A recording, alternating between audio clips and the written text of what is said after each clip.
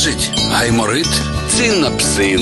Дихай носом вільно. Зеленський провів чергову ставку у головнокомандувача, і саме на цій ставці сьогодні слухав доповідь про все, що стосується F-16. Про це написав Володимир Зеленський у своєму телеграм-каналі, і говориться, що заслухав доповіді головнокомандувача та розвідки, а також закриту інформацію щодо всього, що стосується майбутнього надання Україні винищувачів F-16. Йдеться, зокрема, про те, у якій кількості буде перша партія, терміни отримання, підготовка інфраструктури та персоналу. За словами глави держави, сторони уточнили календар подальшого навчання пілотів, техніків та отримання наступних літаків. Я ж нагадаю, що нещодавно була інформація про те, що CNN вчора повідомляли, що перша партія пілотів невдовзі закінчує вже навчання саме на американському полігоні, і крім того продовжують навчання ще 3 групи пілотів. Деякі з них тільки вчать англійську мову для того, щоб в подальшому вчитися, дехто вже на якійсь іншій стадії, але говорять, що з приблизно серпня місяця уже ці пілоти і ці літаки будуть у нас в Україні. Ну і прем'єр-міністр Нідерландів Рюте повідомляв, що готують відправити для нашої держави близько 12 винищувачів, близько 24 винищувачів, 12 пілотів поки що навчаються, але будемо очікувати їх все-таки вже дійсно в нашому українському небі. Вони мають показати потужний результат. Ну і крім винищувачів, сьогодні була інформація від Столтенберга, я вже вам її озвучувала, що він в інтерв'ю Радіо Свобода, відповідаючи на запитання, чи дозволять наші союзники бити цими літаками по території Росії, він відповів, що насправді в усіх союзників є своя точка зору, але з іншого боку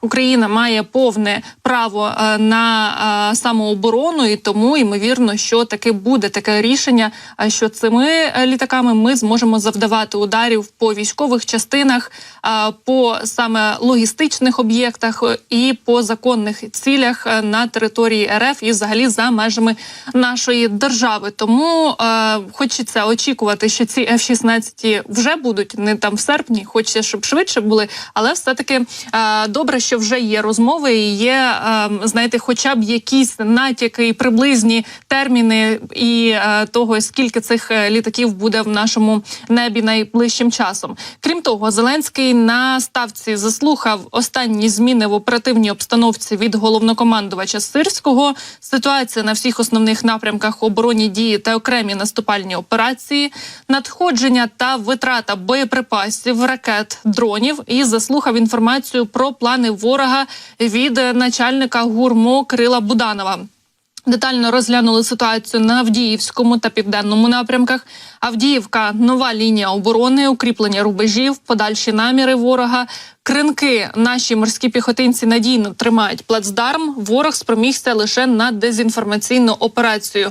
Яка ця дезінформаційна операція? Шойгу напередодні доповідав Путіну, і він говорить, що начебто вони повністю зачистили Кринки, це наш плацдарм на лівобережжі Дніпра. Але, як бачимо, це все тільки фейки і брехня, тому що наші Збройні сили України продовжують тримати там плацдарм. Ну і про Авдіївський напрямок і про те, що там відбувається, повідомив також командувач Тарнавський. За його словами, росіяни зараз перегруповуються, зазнавши величезних втрат під час Авдіївської операції, підтягують нині резерви та знову активно задіюють авіацію. У свою чергу українські війська зміцнюють ешелоновану оборону, посилюються додатковими підрозділами, створюють нові вогневі позиції. А на Запорізькому напрямку в районі Роботиного росіяни намагаються наступати малими штурмовими групами, знову залучаючи квадроцикли. Не знаю, це можливо щось новеньке. Далі ми про це поговоримо з військовим експертом, тому що вчора ще Тарнавський повідомляв, що один із цих квадроциклів вдалося знищити, але де вони їх взяли, що це за квадроцикли і що вони допомагають робити окупантам, запитаємо про це далі. Ну і за добу 21 лютого було знищено та пошкоджено вже 3 російські квадроцикли, говорить Тарнавський.